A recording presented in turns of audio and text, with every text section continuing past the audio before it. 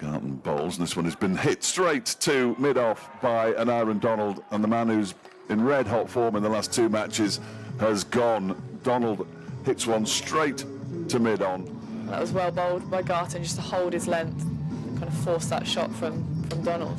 Chris Wokes with the catch at mid-on, sets off. Lloyd waits, and Lloyd lifts it into the leg side for a 1-bounce 4, out towards the mid-wicket boundary, a long way in front of square. The man out there, as this next delivery from Garton is short and he's pulled out. It's going to be 6. That's the first 6 of the day. That's right into a load of kids sat there. Went like a bullet, didn't it? That was quick. Very flat 6 over backward square leg. So that's, he hasn't scored many runs. This one is a full delivery and driven for 4 more, this time out towards the East Midlands demolition stand. So 10 off 2 balls from George Garton. And here's a question for you. Gleeson bowling. Oh, this has been lifted into the leg side. Now he's in trouble. The fielder is out there. The fielder takes the catch very comfortably indeed, and Fletcher goes for 13. He didn't get hold of that, didn't commit to the shot really, more lifted it into the leg side. Oh yeah, it is actually. Yeah.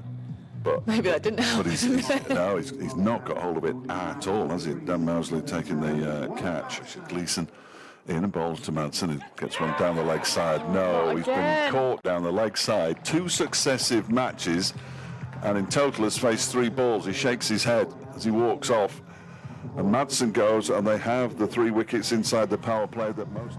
It is particular T20 cricket. It's unfortunate that he's been caught twice down the leg side in successive matches, though. I mean, that is bordering on unforgivable. As Brooke Guest comes out to bat, Madsen walks back to the bench rather than going into the players' changing facilities, just to pop his bat and his helmet down and explain exactly how he's managed to hit 2 down the leg side in successive matches to anybody who's scarred. Jake Lintot's into the attack, and well, straight away Brooke Guest gets 4 runs, a little bit edgily down towards third man. Yeah, a little bit of width on offer there from Lintott. And Lintott bowls, swept by Lloyd, backward of square. That's going to go for 4. That's a beautiful sweep shot from David Lloyd, who moves to 24 off 16 deliveries, and even signals for himself on the big screen as Derbyshire moved to 52. Doing his best rather than try and get a silly run out. That's a glorious shot by David Lloyd, straight back over Lintott's head and halfway up the sight screen at the far end of the ground on the permanent temporary stand. That's beautiful. Give the score and I'll explain. Derbyshire has moved on to 77 for 3, Lloyd up to 36. It's always there, but it's a temporary stand. Yeah, that's to be honest, I've never. Danny Briggs begins a new over. He's been slapped straight back over his head for 6 by David Lloyd. That hasn't gone quite as high up the sight screen at the far end, and it's a half century. His first for Derbyshire for David Lloyd. It's first in T20 cricket. South Group of Glamorgan, you would have thought. He bowls a quick one. That's been lifted into the leg side. He's going to be in trouble here, and he is. He's out, caught. Just nailed it straight down mid-wicket's throat. Well, that brings Samit Patel to the crease and see what he can bring. I think that's that breeze. It just dropped a little bit. That breeze, all part of Samit's grand plan, as is this one. Straight up in the air. He's going to get caught. He's caught. Fifth low score in a row for Samit. Yes. Apart from that 64 of 32 against Leicester. But hopefully next game he can repeat that one. Yes, it was his. Well, it's the first home game. It was the game he's on his way in to bowl to Ross Whiteley, who lifts it out for 6 to square leg. That's a huge hit. It's gone a long way into the crowd in the grandstand, and then it's bounced up and over the fence and into the car park. So I'd never even spotted a gin. I knew there was one in the ground, but I'm not a gin man, really. Yeah, to be fair, I'm not really. I think he's in and bowls to Whiteley. It's a full delivery and he's bowled him. I think he's got an inside edge and he's... it's chopped on there. Yeah, the only big hitter left is Zach Chappell, because quite frankly, Pat Brown and Darren Dupavilon don't hit big. What about Wagstaff? Didn't you say he opens in in red ball cricket, yeah. He's an opening bat by more of a touch player, or can he clear the ropes as well? I don't think I've ever seen him clear the ropes. Okay.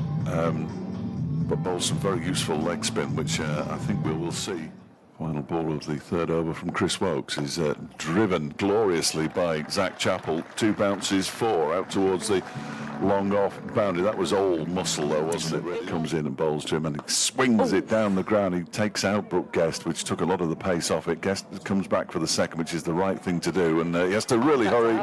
And he is gone. I think Chappell's back got stuck as well. He couldn't quite slide it in. But they're all right to go for the 2 at this stage. Chappell 6 off 3. As Gleeson bowls and Guest wicks it into the leg side. He's only going to get 1 now. 130 for 7 with 2 balls to go. Guest moves on to Gleeson in, bowls to Guest, who gets a short delivery, pushes it out into the onside. They will come back for the second, and Wagstaff will get there. He's only a young man, he'll easily get there. He does get there, and Derbyshire finish on 133 for 7.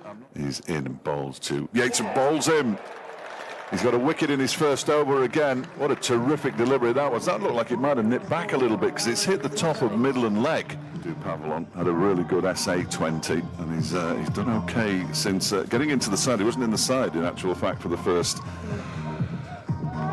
2 matches. That was Blair Tickner. He's since returned home. Oh yeah, Tickner. I remember talking about him and the moustache, wasn't it? Yes, it was. Absolutely. Sadly, family reasons meant he had to go home. Is he returning for the remainder of the... No, his wife Sarah, while she was in this City End in bowls, that one's down the leg side. He's going to go away off the bat, I think, for 4 runs.